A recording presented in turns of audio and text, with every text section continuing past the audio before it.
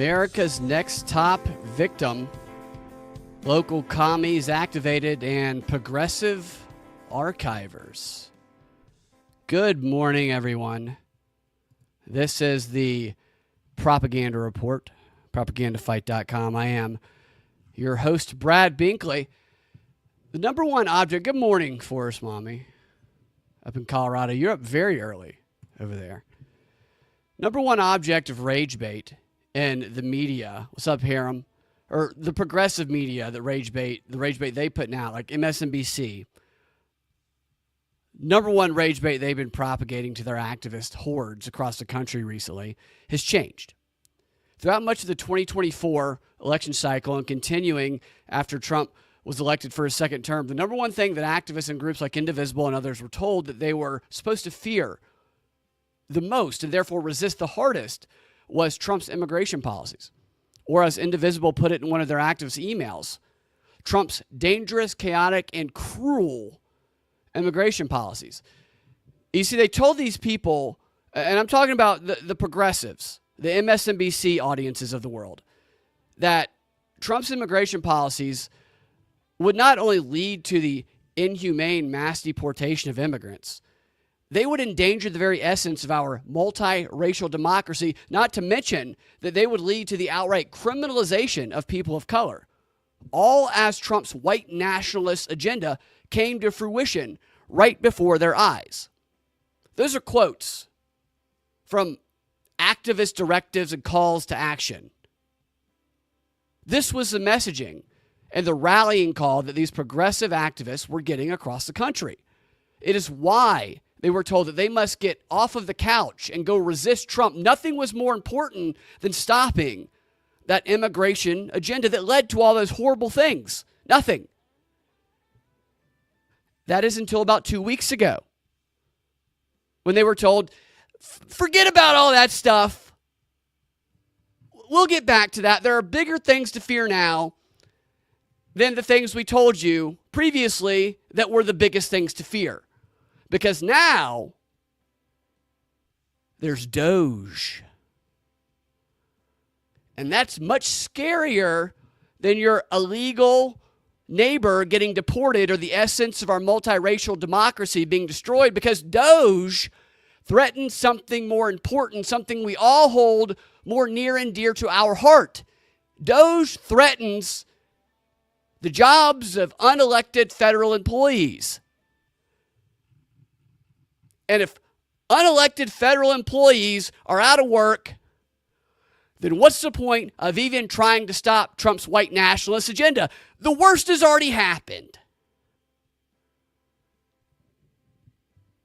This has been the actual direction of the messaging coming from the news, CNN, and more specifically, MSNBC, the past couple weeks, with it really amping up this week. Also echoed through the activist emails and the text banking messages that you're getting, which has in turn turned into these anti-Doge protests in every state across the country. Protests that have been featured heavily, especially by MSNBC this week, which I will show you some of. They're hilarious. But they also do demonstrate the Bolshevik tactics in play using modern technologies. They will continue to use these tactics, so it's good to see them on these ridiculous issues like this. I'm going to show you 3 different ways that they have propagated these messages in and through the news this week. But first, the question is, why? Why switch from... Yeah, some states are doing Doge at the at the state level. Actually, I know they're trying to present that in Georgia already, and there's a lot of pushback. So there's some model for resistance there, too. Yeah, they can see that. They can foresee that, so they're just already training their activists to stop it at the state level as well. And some of these videos I'm going to show y'all in a minute. It's not just in Colorado where Forest Mommy is. It's one of the videos is actually in Georgia, where they have these protests screaming people down over Doge. The federal employees are losing their work. My God. I'd rather you take my womb. Why did they switch to this from the immigration fears they were stirring? It was going to usher in white nationalism across the country. Because a couple reasons. One, the immigration issue, Democrats were split on it. The far left progressives, the activist nation, they were hardcore in on that. But more moderate Democrats were like, yeah, we kind of also don't want people, illegals murdering people. Like, what's the guy who had a stroke? He famously, like a few weeks ago, it feels like a few months ago, it was a few weeks ago. Fetterman is who it was. Came out and said, yeah, of course support that bill. Nobody wants that. See, that's not okay with the progressives. The progressives in the activist emails were like, the Democrats have lost their spine, and that those words are spoken by the cuckiest, tiniest guy you've ever heard. It's hilarious, but also fits their market they're trying to hit to. It's relatable. They choose these people carefully. It's casting, straight out of central casting is what it is. But that was one reason, because they couldn't unify all the Democrats around it. But another reason, another problem with their immigration messaging is that during Trump's first month of his second term, his immigration numbers have been, or deportation numbers, I should say, have been far less than what Biden's monthly average of deportations was last year.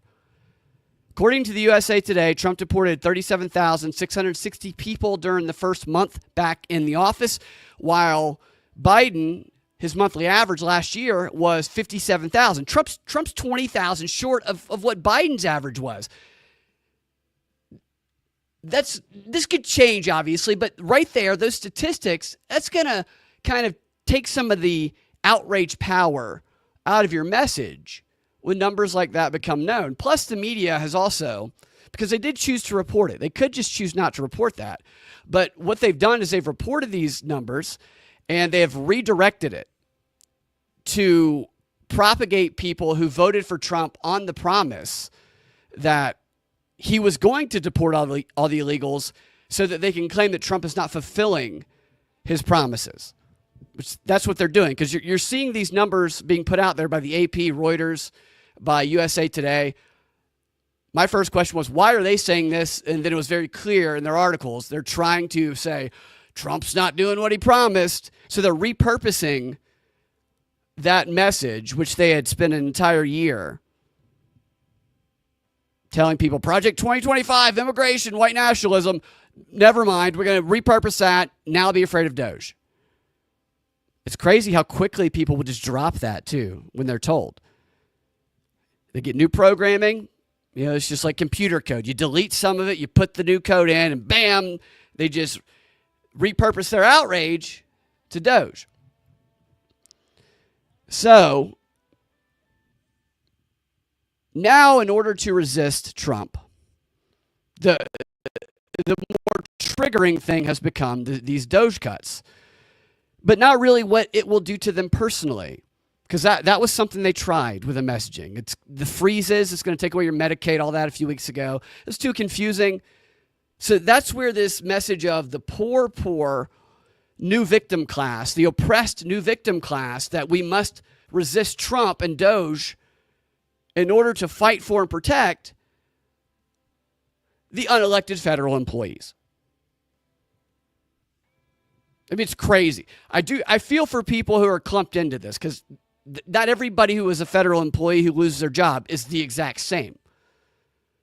It's the media making them America's next top victim that makes it easy to perceive them all as a monolith or monolithic. I don't know what the word is. You know what I mean.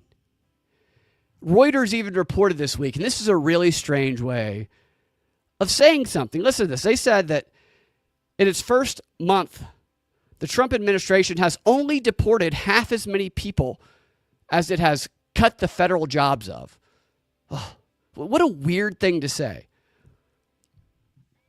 Like, the framing of the damn Trump administration has only it cut twice as many federal jobs, or they've cut twice as many federal jobs as illegals he's deported, the Nazi. Well, it just shows their priorities, doesn't it?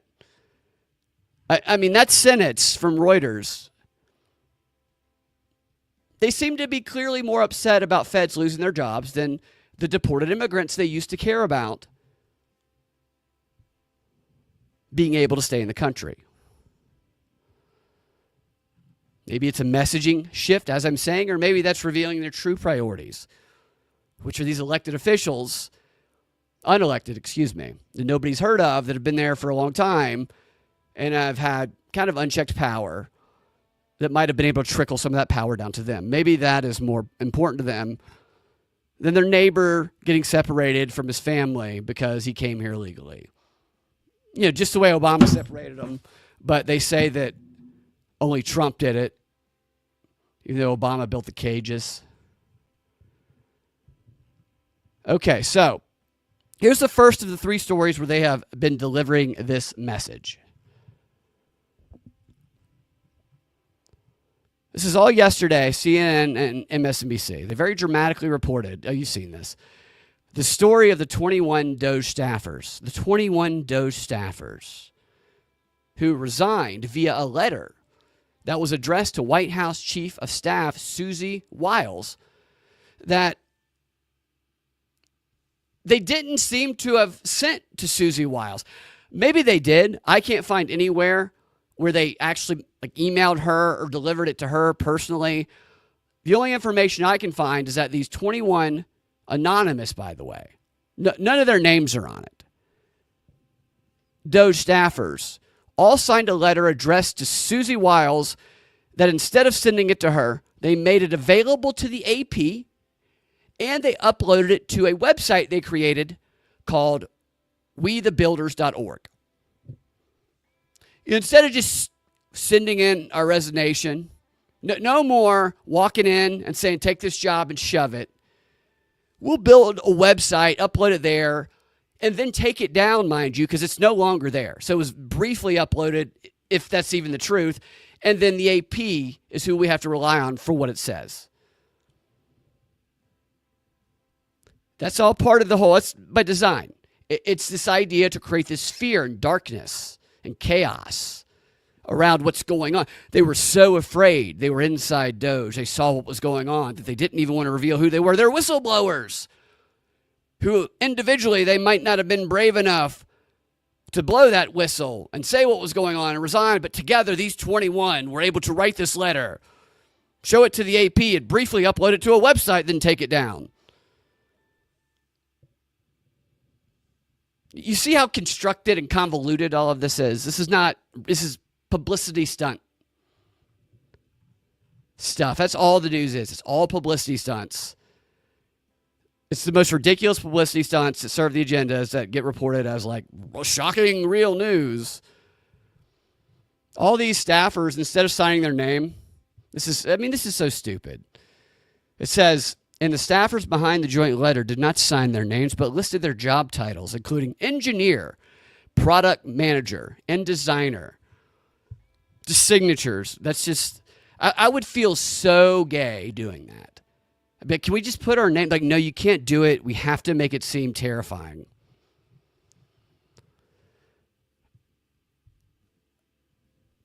They said the reason that they were doing it, according to the AP, this is what they allegedly said in the letter, because they refused to use their technical expertise to compromise core government systems, jeopardize Americans' sensitive data, or dismantle critical public services. So they had Americans' data. The data thing, I get concerns. There's definitely valid concerns with Doge. There's good things Doge is doing, but there's definitely concerns people have. I'm not okay with these cucks having people's data either. Who they're protectors of it. So that's the hypocrite part of it. He can't have it, but we can have it because we're trusted people. The way that the media has reported this has been very deceptive. It's a media deception technique on full display. They reported this as though all of these fallen 21 Dozers that decided they had to just resign together. It is were people who were on board with Doge and excited about Doge, Trump, Elon guys, who were enthusiastic to begin with, but despite that initial enthusiasm, after 1 month on the inside, on that job, realized that there was something deeply wrong with this organization that they had become a part of. So wrong that even they, who at first were so excited, could no longer be a part of it. Something so terrifying to them that they could only unite together to write this letter. Who addresses a letter to somebody and doesn't send it to them? It posted on a website briefly, whatever. The illusion of people who are with it and then they got turned against it. That's the whole idea of the PR stunt. That's obviously not what this was. What they don't feature in any of these stories is they say it, they don't feature it. It's in that buried part of all of the articles that they don't want people reading, the lower third of it. I tell you, they do that eyesight thing. There's an eyesight test. It's a 7. This is how they organize information in news articles. You look at an article and they, like you're looking, you do a 7 with your finger. They put the stuff people are going to read and remember at the first part of that 7, and then kind of down at the lower angle, not the very tip, because people often jump to the very end, kind of the lower, like 75% area of that 7 is where they put information that they don't want people reading, but they want to have plausible deniability by saying they include it, because they've done these studies, and it shows that that is the part of every article that is the least read, because people skip it, and they make them super long on purpose. It's crazy that that's how they write news articles, but it is. What's really going on is that this group of 21, these were holdovers from the Biden administration. They were part of Biden's U.S. Digital Service Office, which that's what Trump renamed Doge, or that's what's referred to as Doge. Something like, it's a little confusing, but those are kind of one and the same now. So these are holdovers, and they stuck around. And the reason they said they stuck around, which you can find in that lower third area of the articles, is because they wanted to uphold their oath to the Constitution across presidential administrations. Well, lifetime bureaucrats, probably some of them. But as they said in the letter, however, it has become clear that we can no longer honor those commitments at the United States Doge service because it was so dark and dangerous what they saw on the inside. Now, Musk went on and accused them on X of being remote employees who refused to come into the office, who he said they were going to be fired anyway. Yeah, maybe, but that's not like the origin of this. This PR stunt was planned a long time ago. These holdovers stayed there on purpose, and they let them stay there. I don't know if you have to have some sort of cause to fire them. I don't know if you're allowed to just say, you're with the other administration, so we must fire you. Maybe you're not allowed to do that. But they're obviously going to have people stay there so they can have this grand, dramatic resignation. Nobody does anything in D.C. without making it a PR stunt in the hopes that it will serve a narrative and become news. You don't break up with somebody there. You don't get a divorce. You don't enter a new relationship. You don't quit. You don't fire somebody. You don't make a public statement. You don't do anything in D.C. without trying to make it a grand public publicity stunt. If you do, you're wasting an opportunity. And so they're going to leave these people there. You guys are going to act like whistleblowers to probably do almost this exact thing. They probably had a list of things, ways that they were going to exploit this when they did finally resign. And I guarantee you this was on them. But the idea that they are brave whistleblowers. Now the media loves whistleblowers now, right? The fake whistleblowers they love. I mean, this is ridiculous. And could a group of federal workers signing a letter together, making a definitive statement about how dark or dangerous something is, could that reek any more of an intel op? Hello, Hunter Biden laptop, 51 signatures. And this one, they're all anonymous, so that really raises the fear. Elon should start wearing a pink MAGA hat and in a pink outfit. Take away the dark MAGA thing. Stop playing into it. He's playing into it on purpose. Elon's a little retarded by the way he acts, by the way. Elon could talk less, in my opinion. He's too giddy and weird, for me anyway. Not saying I don't like some of the things Doge does. I'm just saying talk less, Elon. Take off the sunglasses when you're inside.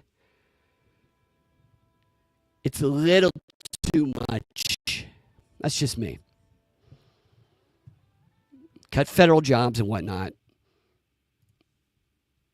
Audit this stuff. If you mean business, don't repurpose it under some other name and just let it do something in the same direction. Like that's why I worry about the USAID and all that. Repurposing it and just giving it to Marco Rubio to do the same thing in another direction. I don't know. I hope not. But that's why it's important not to fall into that. For me, I like when I hear this stuff, but I don't get too excited about it because I don't want to fall into the, yeah, we got you, win trap, because then it's easy to stop paying attention and seeing what they do with it next happens. Nevertheless, okay, so here's MSNBC acting like these staffers didn't plan this all along. Of course they did. Acting like they're not Biden holdovers. MSNBC has become my favorite fictional news network, by the way. They're hilarious. Tell me what you did last week or get fired. No, don't do that. Yes, do that. If you don't, then you're fired or semi-fired. But wait, it was all just a test and you failed. So here's one last. Tell me what you did last week. No, don't do that. Are you confused? Because I am. I was confused trying to write that today, trying to make sense of the back and forth. And I'm trying to make sense of this from the outside. Imagine if you were on the inside. Imagine if you were a federal worker trying to figure out who exactly to listen to right now. Is it Elon Musk? Is it Marco Rubio? Is it Kash Patel? Is it HR? Donald Trump? It beats me. And now to add to the confusion, there's a mass...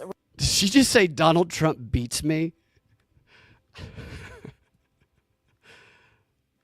A little bit of subtle programming. Donald Trump, it beats me. She called him an it. And now to add to the confusion, there's a mass resignation, except this time it's Doge staffers who are collectively calling it quits. 21 of them signing on to a letter that says Doge is putting the country in danger, saying, quote, we will not use our skills as technologists to compromise core government systems, jeopardize American sensitive data, or dismantle critical public services. We will not lend our expertise to carry out or legitimize Doge's action.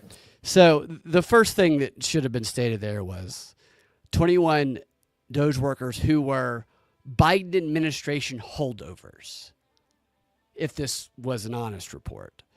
But this is the clippable stuff that'll go around on Instagram and TikTok, and this is probably all most people will hear. They quit. Oh my gosh. So what in the world is going on? Joining us now, NBC News White House correspondent Vaughn Hilliard, NBC News Chief Capitol Hill correspondent Ryan We're Nobles, here to tell you some bullshit. And MSNBC legal correspondent Lisa Rubin. Vaughn, I truly do not understand what is happening right now within the federal government. And if you are a... Just the tone and the setup there. She does, of course she understands what's happening. They all know what's happening. These are 21 Biden holdovers who are going to do this the second they all agreed to stay over. This has been a plan for a long time. They all know that, but they're all premising it on this idea that they had no idea. They're all playing dumb. I don't know what's going on. You know exactly what's going on.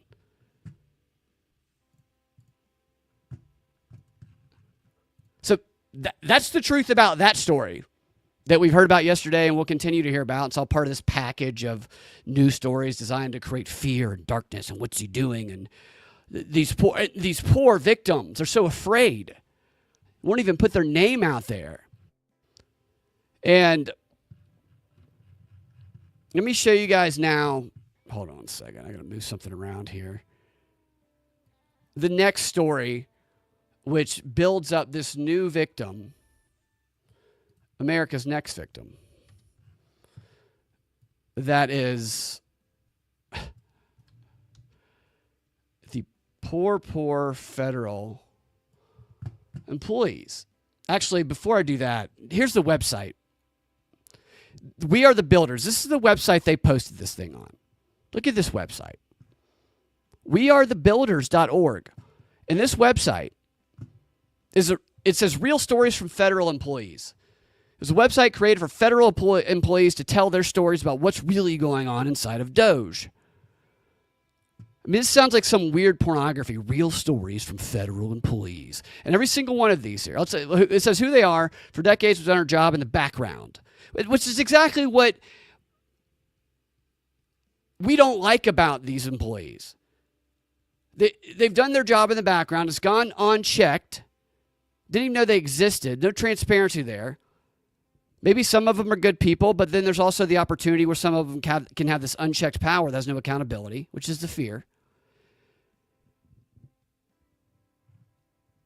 They've helped us get baby formulas and helped refugees and whatever. Our mission, we don't work for Doge, we work for you. Here you will find stories from real government employees, how they save you time and money, and you could fool me, and protect your personal information, and how Doge's dangerous dismantling of government puts you at risk. And all of these articles on this website are authored by Anonymous. You see that? Here's one blog entry. I monitored infectious diseases at the CDC. I was fired last week by Anonymous. The new victim, America's next. Fired federal employees, Anonymous. Editors note this story is posted with the permission of the anonymous federal employee who shared it with us. And they have an article about it. And you have another one. I am an auditor. Elon has no idea what an audit is and doesn't care. Written by Anonymous. Then you have the next one. What would you say or do here? Written by Publius. What is that? Publius. What is that? Is that just another way to say anonymous, I'm guessing? Oh, it's a pseudonym by James Madison. So it's a pseudonym of a founding father. Because they're very, very brave. The next entry, the real risk when your personal data is stolen. Written by Anonymous. A tale of two different efficiencies. U.S. Digital Service versus Doge. Written by Anonymous. What is the U.S. Digital Service and why does it matter? Written by Anonymous. So this is the website that published briefly and then took down the resignation letter. They're putting IRS agents on TV crying during tax season. Yeah, that is how out of touch they are, Aaron. Yeah, absolutely. That is 100% how out of touch they are. And so is this. And they're clearly not using... So they're sending people to Instagram and Blue Sky. They have 107 followers on X. I think they have 4,000 on Instagram. They got 23 on Blue Sky. I mean, this is such a joke. 4,000 on X. All right, so there's that story. Now, the next story of federal employees being oppressed and victimized that we must fight for comes in the form of two of them who were brave enough to reveal their names, these brave whistleblowers, to 60 Minutes. Again, I'm sure there's some federal employees who have lost their job that do not fall into this category and are not awful. I have sympathy for them. I have no sympathy for these former federal prosecutors of the Jan 6 riot insurrection who 60 Minutes is about to interview. Now, I'm going to play you the intro that 60 Minutes does just to show you the buildup of America's next best victim. So sad for the Jan 6 prosecutors that lost their job. Here they are. Listen to the intro. The U.S. Department of Justice is reeling tonight from firings and resignations in the first weeks of the Trump administration. One senior leader describes a workplace of confusion and fear. The confusion and fear. These are adults. Give me a break. You're an IT programmer. You're an IRS worker. You're coming home and you're saying, I'm so afraid at work. It's so scary at work. It's not realistic. The Justice Department wields enormous power through the FBI and federal prosecutors. It is critical to crime fighting and national security. But even more, the Justice Department is where Americans look for the rule of law. President Trump has been a target of its investigations during the Biden administration.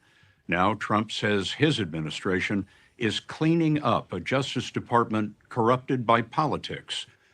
Fear has silenced many in the department, but two prosecutors we met chose to speak up. So these are very brave. These are very brave prosecutors, whistleblowers. They could be dead by tomorrow for all we know. The story will continue in a moment. The Justice Department is under attack. They're coming after the people that want to uphold the law as it exists. And that should be terrifying to everyone. Sarah Levine and Sean Brennan were federal prosecutors on the Justice Department's biggest investigation. Why are they always named Brennan? These corrupt deep state actors. I feel like there's a lot of them with the last name Brennan. On the Justice Department's biggest investigation, the attack on the Capitol, until they were fired by the Trump administration January 31st. Why were you fired? Because I did my job. I mean, it's really that simple. Is I went in, I followed the facts, I followed the law, and I got fired because I did exactly what I was supposed to do. I think we know what we did was right. No regrets.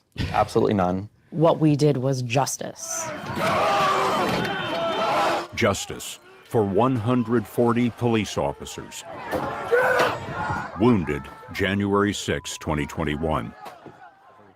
Levine and Brennan were hired about a year and a half ago.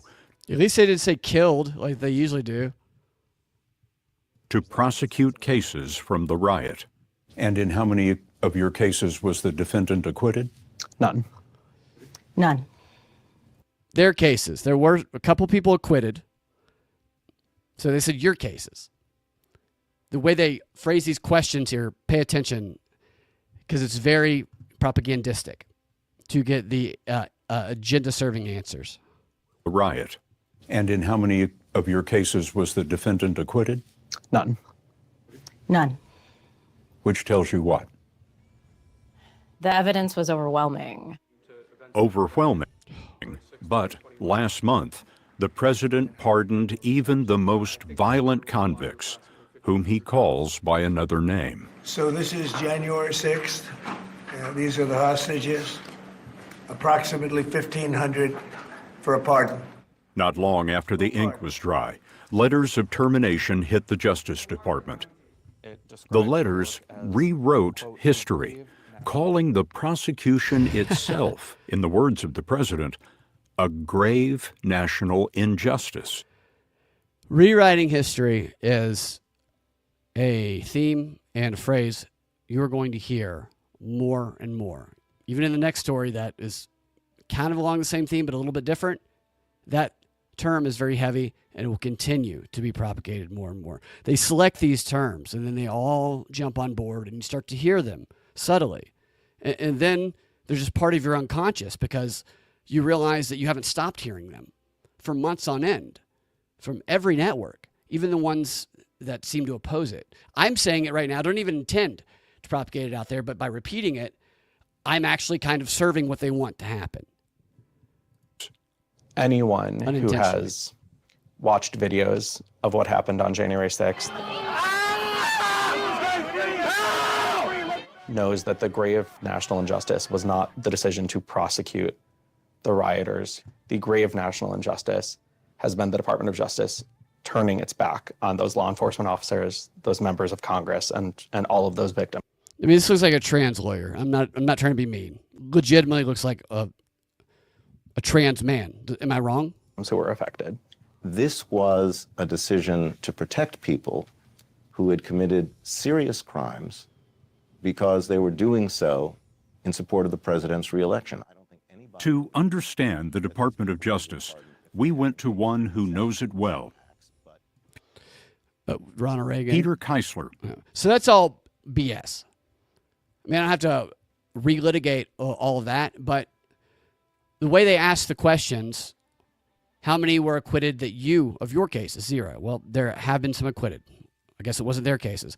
And then the question was not how many were convicted by a jury. It was how many were acquitted. Because you ask how many were convicted by a jury, then they have to worry about the fact that almost 80%, 79% of the convictions they got were plea deals that people were pressured into. And then you have to look at how many of the other 200 or so were judge cases versus jury cases, which I couldn't even find the division between those numbers. I looked, couldn't find it anywhere. It just said judge and or juries. And then you have to look at what those charges are. And you guys know the reasoning for pardoning the people who had been in jail this entire time is even the ones that did commit violent acts, which was not most of them, had served more time than comparable or lesser crimes than people had served for those in the justice system. So the reasoning behind it, anybody who looks at it and thinks about it, is solid. And when you know that there's other videos of a bunch of old people walking around milling and chilling, and they chose a couple videos that there was admittedly people in there stirring things up. I mean, you know that everything 60 Minutes does is BS. But the message, and you're right, Harem, that this is wild, but the masses aren't they're not buying it. And I agree with that. But some people are buying it. There are enough people to create the kind of activism that I'm going to show you in some videos right after this that can make it seem as though this movement is far bigger than it is and create that perception that can become reality to others, which can in turn create a spiral of silence, which is what the media depends upon. It's one of the rules of war, or what's the name of the book? I don't know. You know what I'm talking about. Art of War. If you're small, you make yourself look big. You psyop your opponents. That's what the media does here.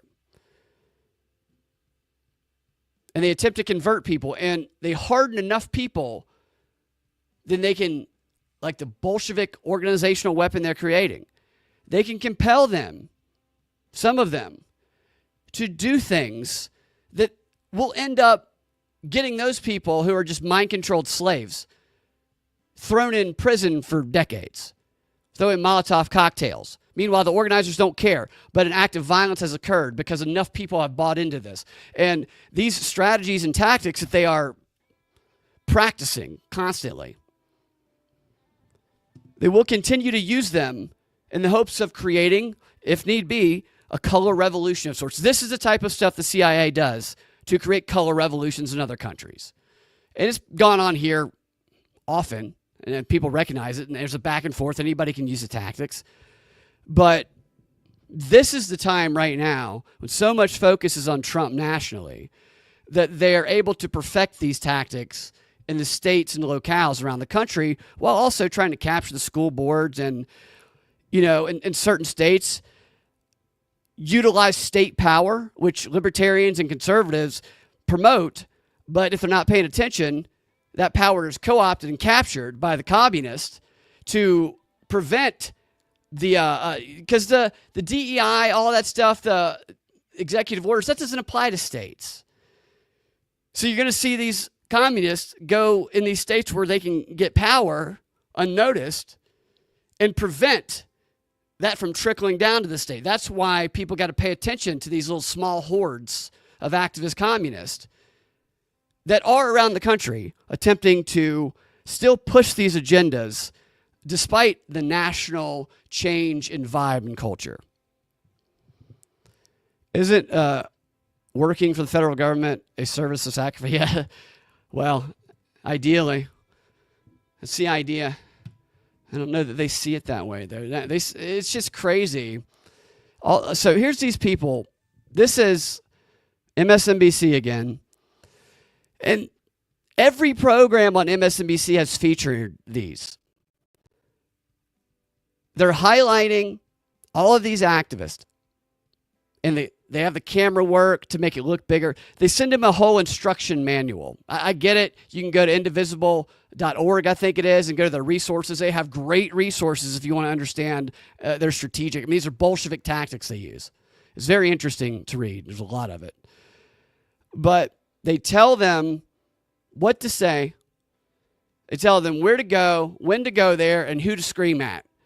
And what questions to ask, which are always trap questions if they do. What signs they can carry. They're not allowed to make up their own signs. Everything is meticulously crafted for them to do. They are just vessels who are willing to go do stupid things because they think the people telling them to do it care about them.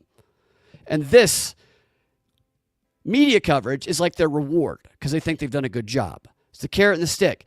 They're given media contacts also, and it tells you how to get these media contacts, the strategy, in all of these resources on indivisible.org. And MSNBC has worked with them every step of the way. Here they are. I'll stop and start this little package, as they call it. My concern right now, and I think I speak for a lot of Americans, is Elon Musk. So it's difficult to hear some of these, but these are protesters delivering the talking points they've been given, sometimes shouting at local town halls at Republican politicians in their state. How can we be represented by you if you don't have a voice in Congress? I'm a registered Republican voter and retired active Army officer. How can you tell me that Doge, with some college whiz kids from a computer terminal in Washington, D.C., without even getting out into the field, after about a week or maybe two, has determined that it's okay to cut veterans' benefits? When are you going to wrest control as the Congress back from the executive and stop hurting your constituents? Are you willing to use your subpoena power to say, Musk, come in here, stand... So you notice how he said, I'm sorry, Musk, because the directive in all of these emails is to refer to Musk as president. I get the indivisible scripts all the time. That guy caught himself flubbing his script. In front of Congress and answer some hard questions. When will you stand up to them and say that is enough? We could have gone on and on. That was just a sampling of what's happening. You know what? We should go on and on. Let me do some more. This is sound from Wisconsin. Wow. I saw you on TV. That's them, not me. They're flubbing. We're going to pull up more. There is more of that. And the point is, you don't have to look very far. Here it is. Here's what's happening in Wisconsin.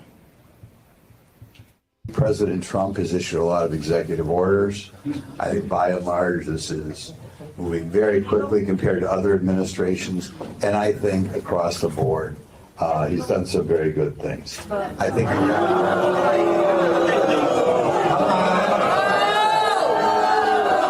So he says Trump does some good things. He's holding up this plate. Or he's the protesters, you see how they're all holding up plates, waving. They didn't just say, hey, I'll bring a plate. They came, they showed up, and they were handed these plates. These are vessels. This is as stage produced as the clapped or laughter at the very unfunny Colbert jokes that are always about Trump and Putin or whatever.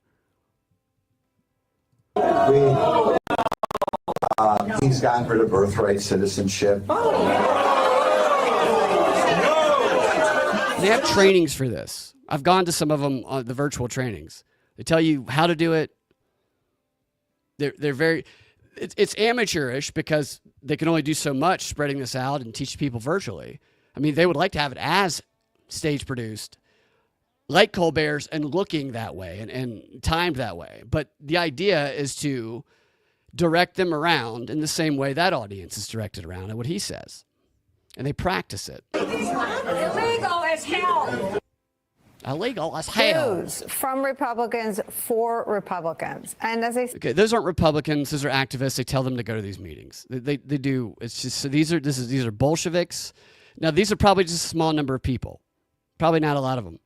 But if you're an MSNBC watcher, and I told a story the other day on a new show that I'll tell you about it in a minute. It's a subscriber show that I'm doing with Sam Tripoli and Austin Picard about a casting director that I encountered that 100% believed that everything MSNBC said was true.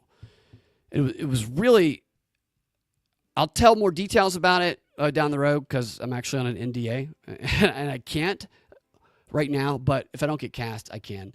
So people do believe this stuff and they think that these are the most honest news broadcasters that there is, just trying to fight against the evil that is Doge, that is trying to take away the jobs of their beloved, unelected federal employee that they don't even know exists. said, there's more. Republicans in Congress are right now facing voters in their own party and Democrats and independents who are very angry when they go home to their neighborhoods and communities and home districts. It comes after Elon Musk's slashing of the federal government programs and workforce, imperiling jobs and programs, and in some cases subsidies that their constituents have come to rely on, and rapidly intensifying and concentrating all of the power in America's system of government inside the Oval Office. The New York Times is reporting that one constituent of They just love the system of government. They just love it so much. It's more important than their illegal neighbor getting deported or white nationalism spreading across the country, which they had previously been told was the most important. Texas Republican Congressman Pete Sessions cautioned him at a recent town hall by saying this, quote, "I like what you're saying, but you need to tell more people. The guy in South Africa is not doing you any good. He is hurting you more than he's helping you," he added, referring to Musk. Trump on Friday was asked about the bubbling grassroots outrage over Trump and Musk's policies. Here's what he had to say. Some members of Congress in red districts are facing pushback from voters in town halls. They don't like the work of Elon Musk and these other actions. What do you say to them? Who do you work for? No wonder. Let me just tell you. That's pretty funny. I have today the highest poll numbers I've ever had.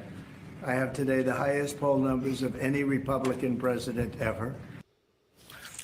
But what was the question there again? Let me hear that again. Some of the members in red districts are facing pushback from voters in town halls. They don't like the work of Elon Musk. It's a non-specific question. It's an activist question is what it is. Now, she goes on to bring on a couple of scholars to elaborate more on this subject because they always have to have a panel discussion. You know, to add some credibility to the conversation. What did I clip this for? Oh, okay. So this is where they start talking about how this is a groundswell of grassroots action happening. To the contrary, Charlie Sykes. Sorry, I got that double speed. I double speed listen to these MSNBC stuff. Also joining me at the table, distinguished political scholar and professor at Princeton University, MSNBC political analyst Eddie Glaude. Charlie Sykes, it has not just echoes of the Tea Party, but all the makings of a movement that is grassroots. And once it burns completely out of control of any Republican leaders. None of that's true. None of that is true. It's all fabricated from the top. 100%. And it's well funded too. They don't give any of the money to these people who are going to shout people down. The organizers get the money. The organizers are auditioning to be the next politician. This is how they cut their teeth, show their chops. But this is in no way a grassroots movement. You know, I was thinking the exact same thing. That scene you had from Glenn Grothman's town hall meeting was interesting because Glenn Glenn represents a very Republican district, and I can tell you that those scenes are not typical. That's not the kind of reception he's used to getting. But also, he's been around in politics enough to remember back in 2009 when, in fact, the first bubbling up of the Tea Party was in town hall meetings like this. And I think that what you're going to see is, although initially... So the whole premise of Indivisible, which all this stuff is based on, is that they saw how the Tea Party emerged, and they didn't like it, but they copied their tactics, and now they're using it against the right, even though they've used these tactics long before the Tea Party ever did. And they're also recalling the idea of a revolutionary war, which, what do they say, like 3% of the people is all you need to rise up? You're going to brainwash 3% of these weirdos. Of course, the purple-hairs, might not be the fiercest revolutionary warriors, but I did see an article where the trans are arming themselves, which I say good. Everybody should be pro-Second Amendment.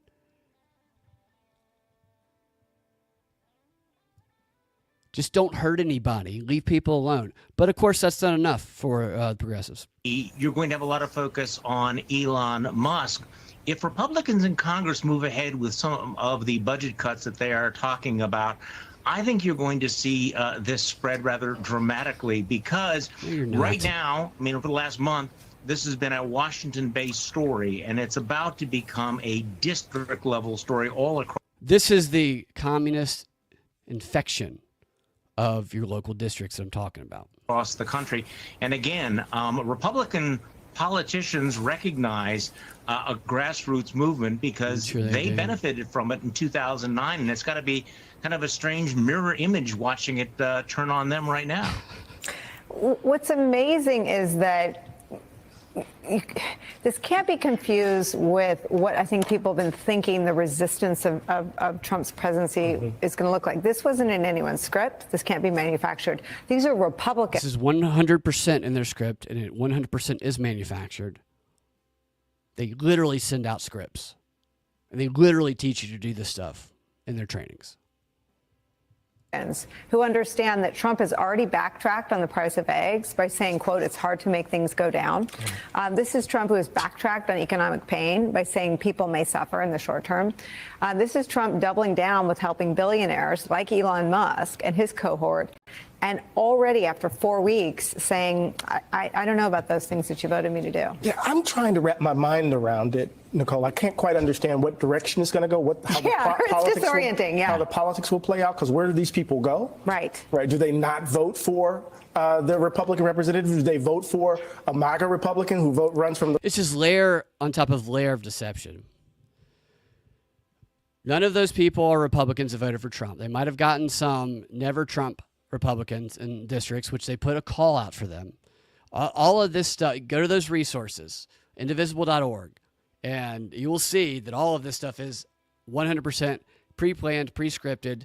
They know how to get people there. Like I said, frame the camera, send it to the right people, make it look bigger than it actually is. And then you get this media that propagates to that certain audience, CNN, MSNBC, with the latter mostly.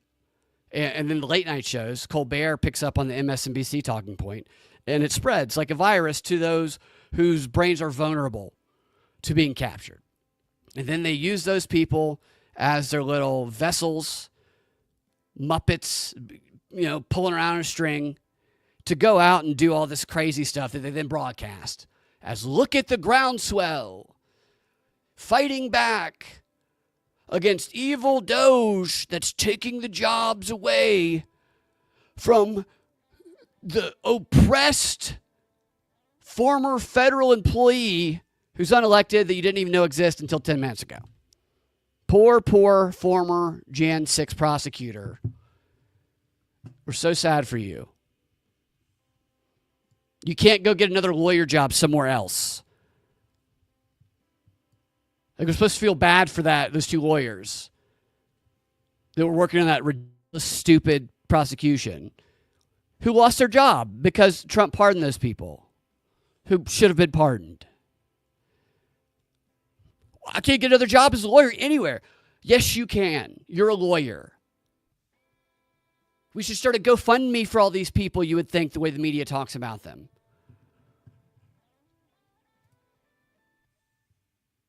You need to add them. You need to add federal employees who lost their job because they resigned or got fired because of Doge to the LGBTQI, maybe FE or FFE, former federal employee, or Doge victim, DV maybe. Maybe it's LGBTQI DV, Doge victim. They can march. They get a parade, march in the parade too. Wear whatever weird hats and costumes. So, all right, I got one more story about progressive archiving that I'm going to do before I get out of here. But I do want to do a little bit, even though I hate doing it, a little bit of show promotion. If you want to help the show, if you like the show, you can do so in a couple of ways. You can leave a 5-star review on the podcasting app that you listen on with a comment that warms my heart. Those comments y'all leave, it really are motivating. And I try to collect them. And even though I didn't do it today, I do try and read them during the shows. And I will continue to do that. Sometimes when I don't have a co-host, I'm doing 6 jobs at a time, and my focus can get a little bit distracted. So I didn't pull some up today, but I am continuing to read those during the show. So thank you for those. I appreciate those very, very much. I can't even express to you how helpful those are. Or if you want to help the show financially, you can make a one-time donation or a monthly donation of your choosing at tinyurl.com/propshow. If you want to make it a recurring donation, just click the little box that says recurring donation. It could be $1, it could be $5, it could be whatever you want. Whatever value you think you get out of the show, you can donate through that. You can also join the Propaganda Report Patreon at patreon.com/propaganda report, or the Propaganda Report Locals at propreport.locals.com, where subscribers get the audio version of the show ad-free. I remove the ads for subscribers. If you don't want to do that and you are listening on the podcast app, just let the ads play through. We don't get anything if the ads are skipped, so it does help us out if you let the ads play through. So would appreciate that. And Patreon and Prop Report, and also recurring donations through PayPal. I'm trying to consolidate this into a subscriber portion of my website. I'm not technically inclined on building websites, so it's taking me a little bit longer, but I'm trying to make it a lot simpler. But if you subscribe to any of those, you will also get access to a new show that I am doing with Sam Tripoli and Austin Picard called the Whatever This Is show, which we've done 2 episodes now, and they've both been great episodes, whole lot of fun, having a blast doing it. So you can get access to those through any of my subscriber links or through their subscriber links. SamTripoli.com is where his subscriber link is. You can sign up there. I know I subscribe. You can also get it at Austin's, I believe, his Patreon as well. I don't have the link to his. I should get the link to his before next time. But I believe it is the Patreon for his show, the Underclass podcast, if I remember correctly. Both great shows. And subscribe to any of those. Whoever's subscription platform you subscribe on, I don't care. It's a good show, and you'll enjoy it. Subscribe to any of those. Also, if you're in Georgia, I'll be performing on March 8th at the Georgia Libertarian Convention fundraising dinner in Cherokee Pines, or at Cherokee Pines in Perry, Georgia. And the dinner starts at 6, and me and fake Trump and fake Biden, and maybe some other surprise too, will be performing in the final hour of that fundraising dinner. So if you're in Georgia and you want to support the Libertarian Party, then come have some fun with us in Perry, Georgia. You can get tickets at the lpgeorgia.com event convention site, 2025 fundraising dinner. Just click on that, and that is where those tickets are. And finally, I'll also be performing at the Third Eye Carnival in Portland, Tennessee, just outside of Nashville on the weekend of April 4th through 6th, along with Sam Tripoli and Leonardo Joni, very funny comics. And the carnival will also feature badass music from live bands, as well as panelists featuring many of your favorite podcasters like Charlie Robinson of Macroaggression, Ryan Christian of Last America Vagabond, and Steve from AM Wake Up, who will be on the show this Thursday to tell us more about the carnival as he put it together. So look forward to that, and you can get those tickets at, let me see what the site is.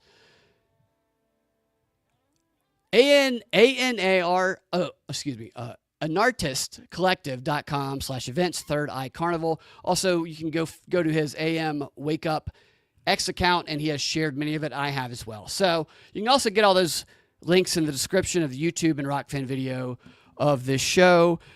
Something was going on with Rumble. I don't know what the deal with that was today, but Rumble's been down for some reason. Follow me on X. Follow me on YouTube /Brad Binkley, rumble.com/Prop Report, Instagram, Propaganda Report Podcast, and you can email me at my new email, thebradbinkley.show.com, and DM me on X. That's usually the best way to get a hold of me.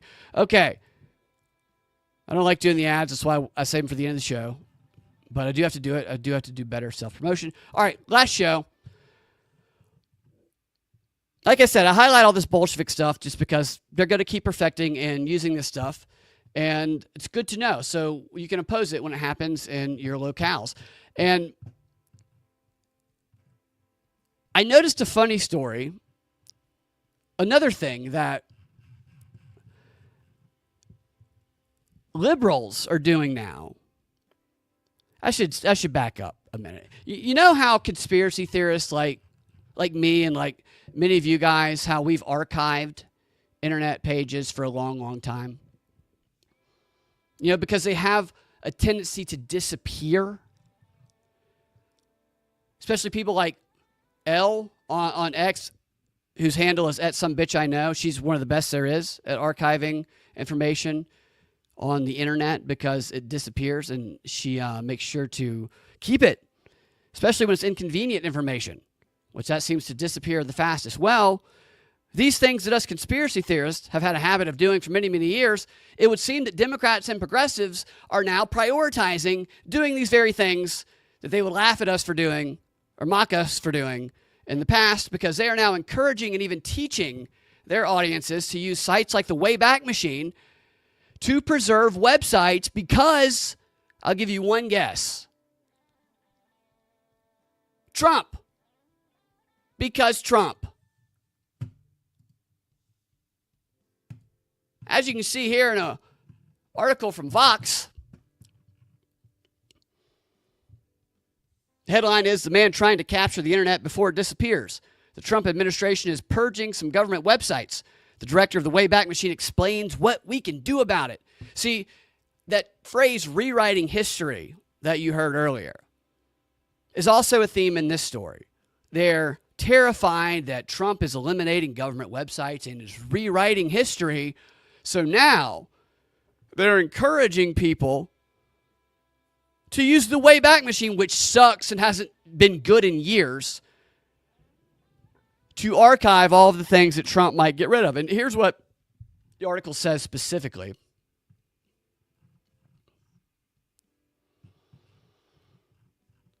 Government websites have undergone massive changes since President Trump returned to office.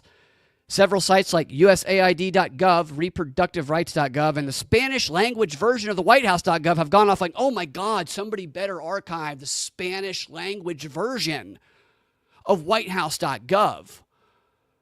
Because if nobody captures that, it's gone forever. This is how ridiculous they are. They've all gone offline, those sites. Remaining sites have been scrubbed of certain data and terminology in order to comply with Trump's executive orders targeting gender ideology and DEI. This is so stupid. Scrubbing the USAID, if they did do that, in fact, it's just offline. It would actually help corrupt figures if they scrubbed it. They act like that would be a bad thing. USAID is a criminal organization. Something I've talked about on this show for many, many years before it recently became popular to talk about it. So scrubbing that site would be very good for the criminals involved in running it. But I have a feeling it'll come back online. And the definitions of gender ideology and DEI aren't exactly difficult to find everywhere else on the internet. Scrubbing that from any website on the government that's run by the government, it doesn't disappear it. Just like getting rid of the Spanish language version of whitehouse.gov doesn't make that hard to recreate or find.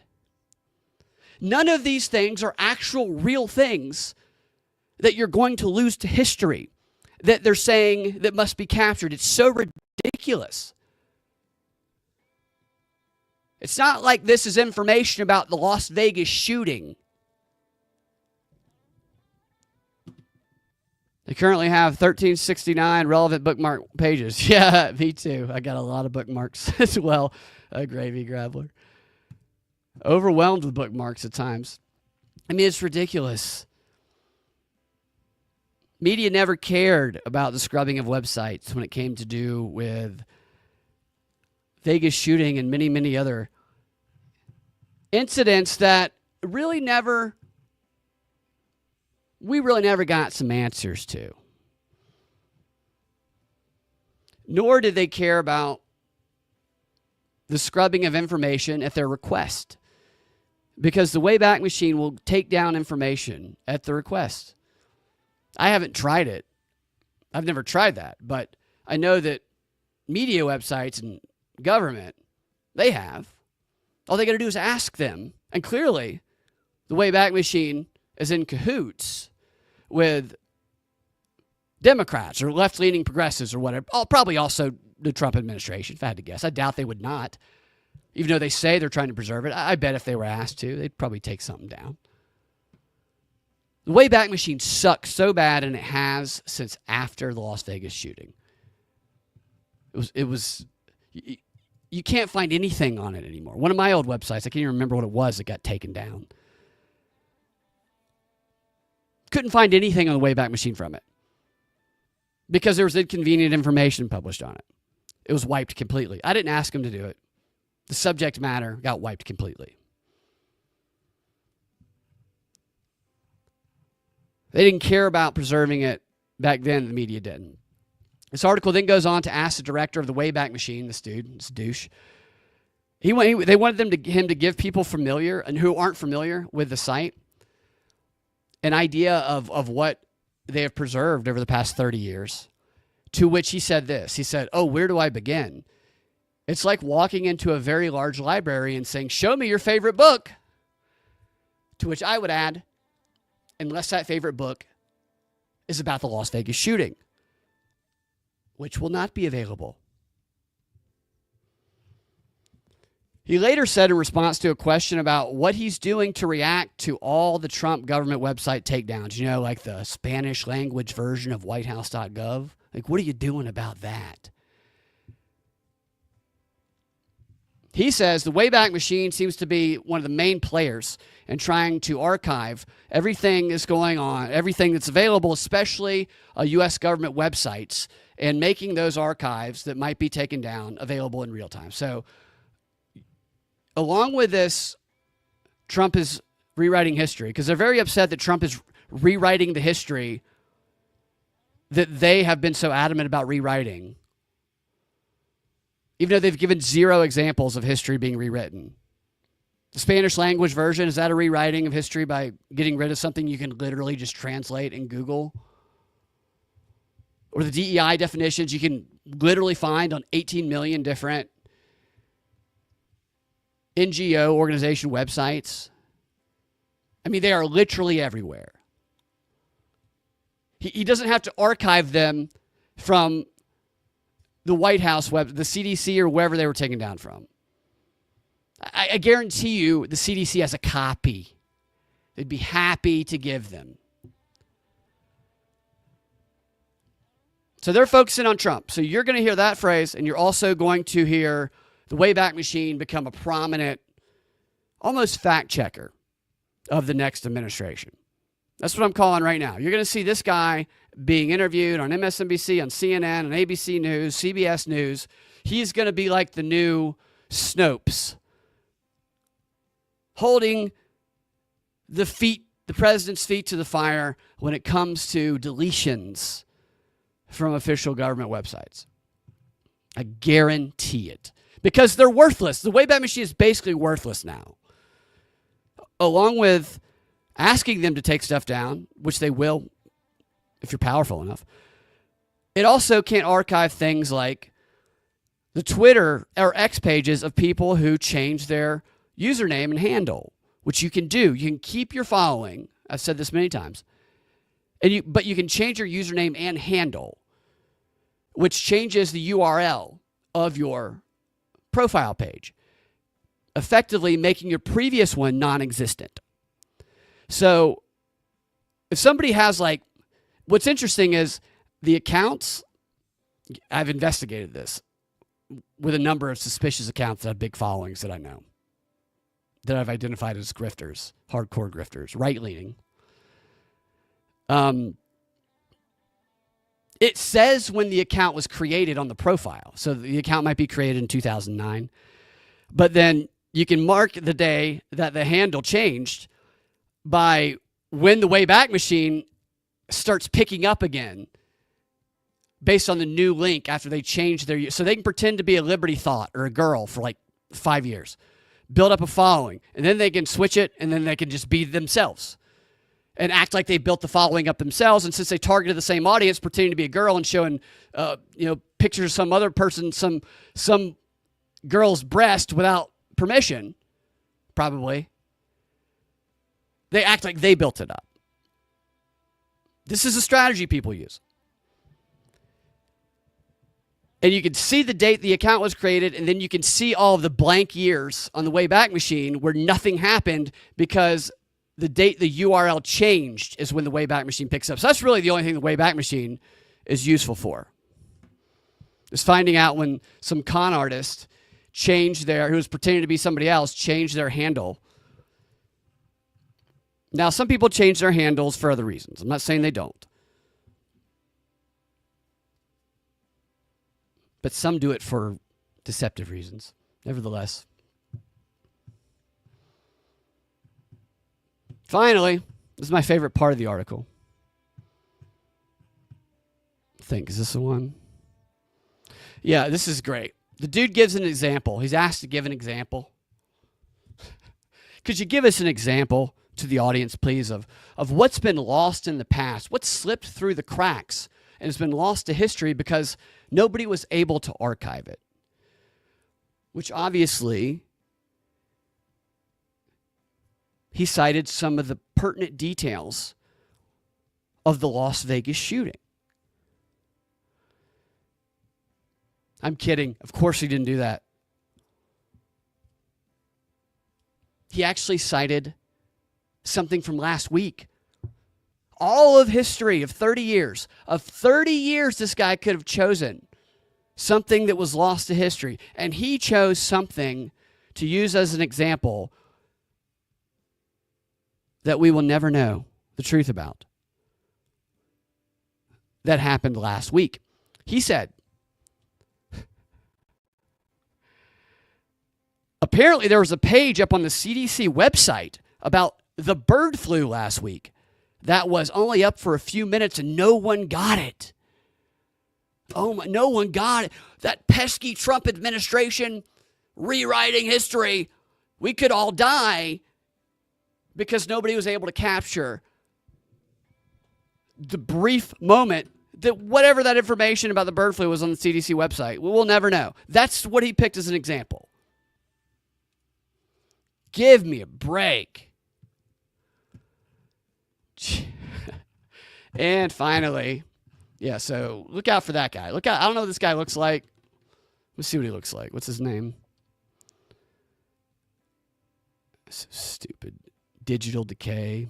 Yeah, it does talk about digital decay and how like 38% of web pages that existed in 2013 are no longer available, which is absolutely true.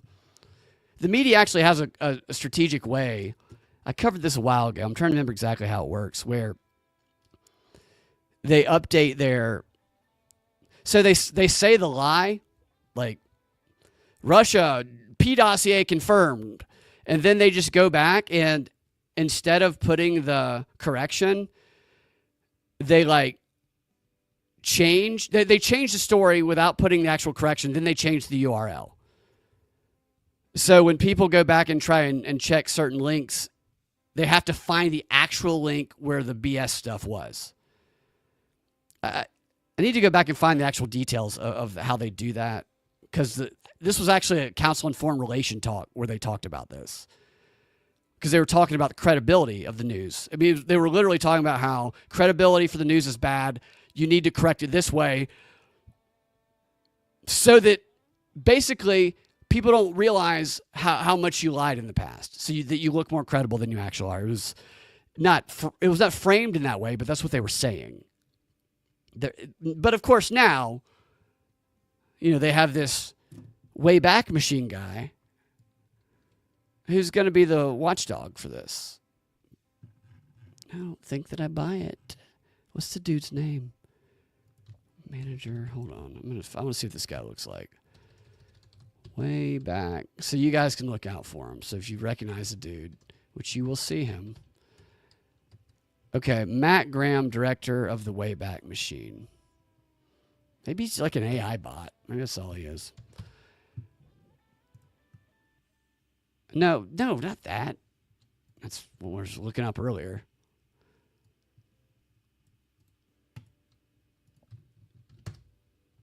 Now, there he is.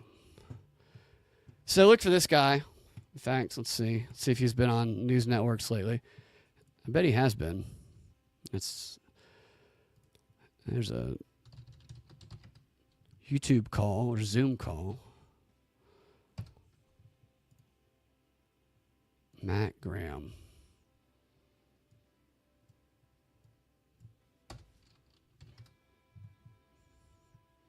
$12 years ago. Let's go this month. Yeah, there he is. Accelerating AI. Matt Graham. 12 days ago. That's weird. I don't know if that's the same guy. Actually, I'll just play the freaking ABC link. This is ABC, CBS News.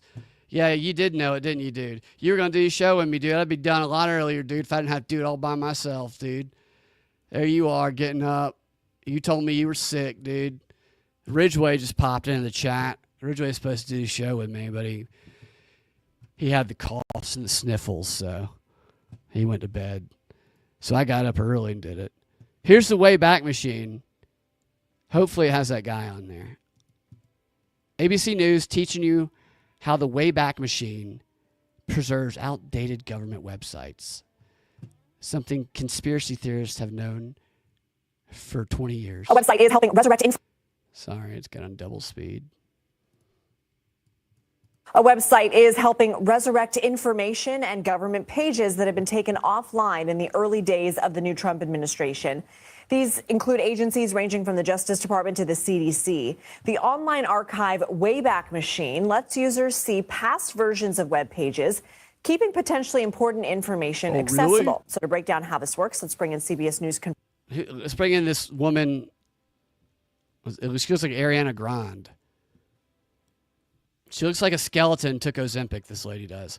You notice how they didn't mention the news? They're only going to focus this on archiving news stuff and not media reports. Confirmed executive editor Rona Tarrant, who joins us here in Studio 57. First off, walk us through this process. So it sounds kind of complicated going into the Internet Archives to pull up what you need, but it's actually pretty simple. So I'll give you one example. So last month, there were a lot of claims about USAID that I was trying to fact check, particularly around its spending in Zimbabwe. So I tried to go on the website to pull up what it had said, but the website was offline. So it's actually pretty simple how you can go and find what that website looked like before. The first thing you do is you just go to archive.org. Now, this is what houses the Wayback Machine. Now, on that page, you see at the very top, there's like a search bar. Kind of looks like a Google search bar. Now, in that, you put your URL in. So in this case, it was usaid.gov/Zimbabwe. And you hit search, which brings you to step 2. Now, that brings you to a page that basically says, yes, we have it, or no, we don't. Now, you can see here, there's a timeline, which is great news. It saved the page around 73 times, dating back as far as 2013. So it has many, many saves of this page. Now, because I wanted to see the most recent version of it, I clicked on January 2025, potentially what the website used to look like. What type of information is being preserved? So the Wayback Machine kind of saves everything and everything. It sort of has two ways of saving things. One, it has like this bot that basically goes around the internet all day long, saving web pages into it. So like this is 24/7. It saves billions of pages. It has over 900 billion pages. Wow. But also in the last stuff goes offline. It's called. So there you go. So now you know the Wayback Machine's officially died when the mainstream media is using it now exclusively to, preserve the Spanish language version of whitehouse.gov that the Trump administration so evilly took down. That's the show for today, guys. Thanks for hanging out in the chats. Thanks for watching. I'll be back later tomorrow. Propagandafight.com at Freedom Act Radio. on X, and you got all the other links. Links are in the description. And the video will be up on Rumble once Rumble gets whatever's going on with it worked out. All right, we'll talk to y'all later. Have a fantastic rest of your day.